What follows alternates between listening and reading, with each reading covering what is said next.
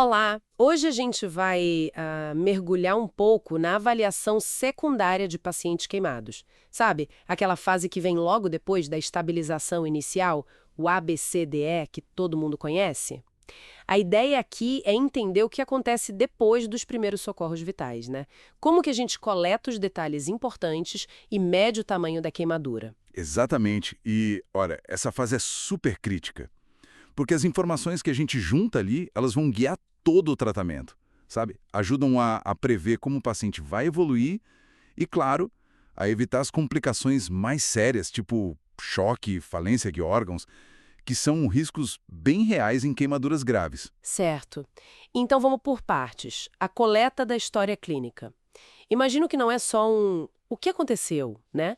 Que tipo de informação é ouro nesse momento? Ficou exposta ao que causou a queimadura, o tipo de agente foi líquido quente, fogo direto, química, eletricidade e o ambiente também, onde foi o acidente.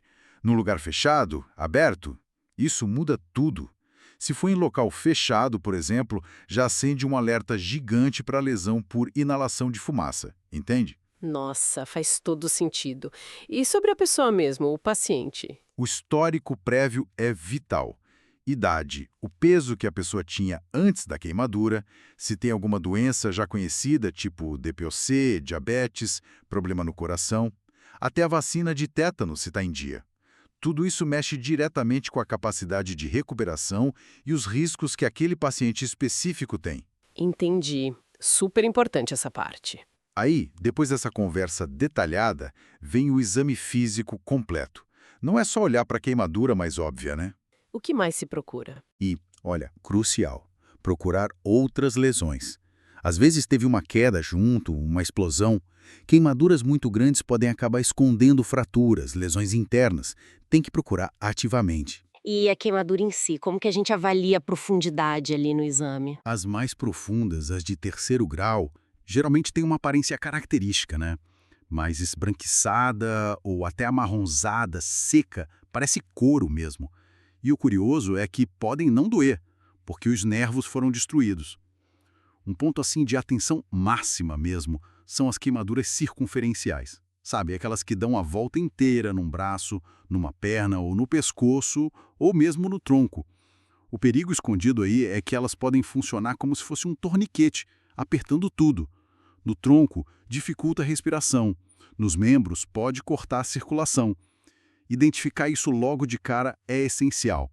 Pode salvar o membro ou facilitar a ventilação, indicando que talvez precise de uma escarotomia, que é um corte para aliviar essa pressão. Nossa, essa imagem da queimadura com uma cinta apertando é forte. E isso já conecta com outra parte fundamental. Medir a extensão, a famosa porcentagem de superfície corporal total queimada, a SCTQ. Como se faz isso? Então, para adultos, a gente costuma usar a regra dos 9. É um método rápido que divide o corpo em áreas que valem 9% ou múltiplos disso.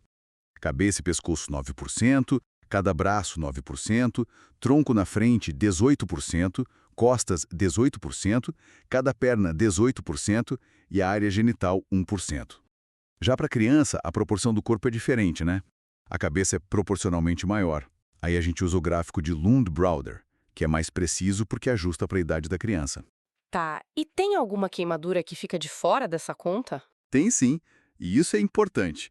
Queimadura de primeiro grau, aquela vermelhidão tipo de sol, sem bolha, essa não entra no cálculo para a gente decidir quanto soro dá.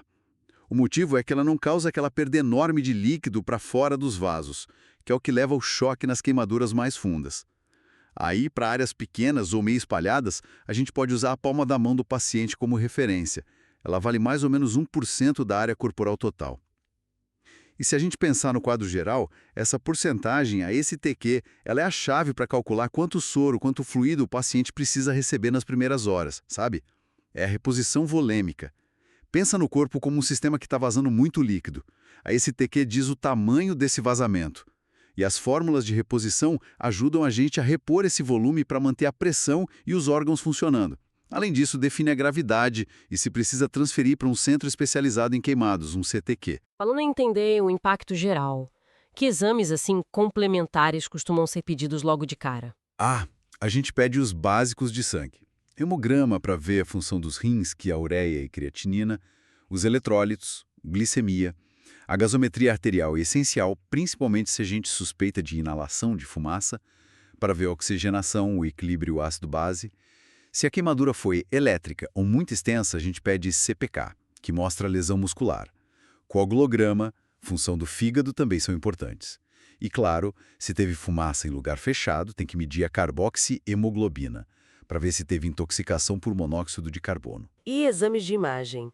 Ou outros procedimentos? Uma radiografia de tórax é bem comum para procurar lesão no pulmão ou algum trauma no tórax mesmo.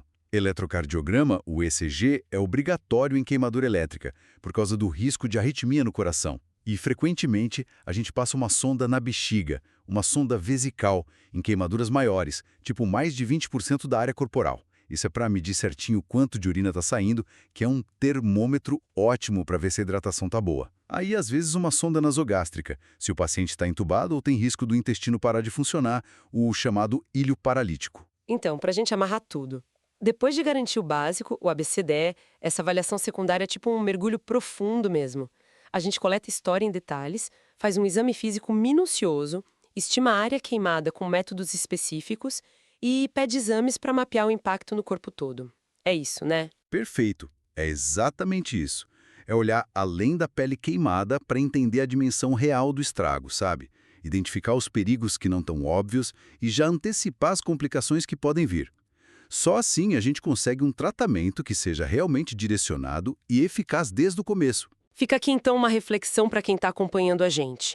Considerando essa resposta inflamatória enorme e as mudanças metabólicas gigantes que as queimaduras graves causam, como será que essa compreensão detalhada logo no início poderia influenciar não só o tratamento agudo, mas também as estratégias de reabilitação a longo prazo? Aquilo que vem depois da fase crítica.